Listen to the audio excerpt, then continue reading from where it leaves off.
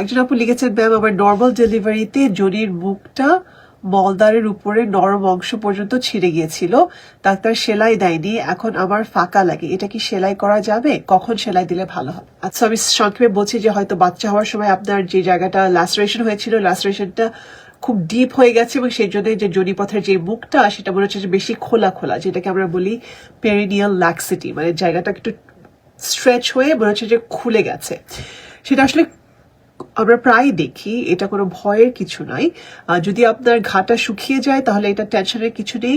যদি আপনার কোনো কারণে মনে হয় যে যেহেতু জায়গাটা বেশি স্ট্রেচ হয়ে গেছে, মুখটা বেশি খুলে গেছে, এর জন্য সমস্যা হচ্ছে যে সহবাসে আপনার আগের মতো ফিল করছেন না, বা জরায়ুর সমস্যা হচ্ছে, বা প্রোল্যাপসের সমস্যা হচ্ছে, তাহলে অবশ্যই সেটাকে ঠিক করা যেতে পারে যদি দরকার হয়।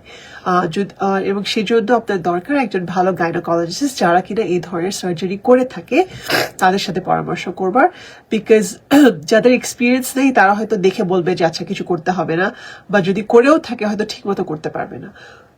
এটা কোনো ভয়ের কোনো সার্জারি না, বা কোনো সিরিয়াস কোনো সার্জারি না। ইমাজিন আপনার যে জায়গাটা ছিঁড়ে গিয়েছিল, আমরা ওই জায়গাটাতে কাট করে আবার জায়গাটাকে টেনে মাংসপেশিটাকে ন্যারো করে, যাতে আপনার জ্বরের মুখটা আগের মতো স্ট্রেচ না হয়ে একটু কাছে চলে আসে এবং আগের মতন হয়ে যায়, সেই ধরনের সার্জারিটাকে আমরা করে থাকি। এটাকে আমরা বলি পেরিনিওগ্রাফি বা পেরিনিওপ্লাস্টি। খুবই সিম্পল একটা সার্জারি, তবে আদৌ আপনার সার্জারিটা লাগবে কিনা সেটা বোঝার জন্য একজন ভালো এক্সপিরিয়েন্স গাইনোকোলজিস্টের পরামর্শ নেবেন।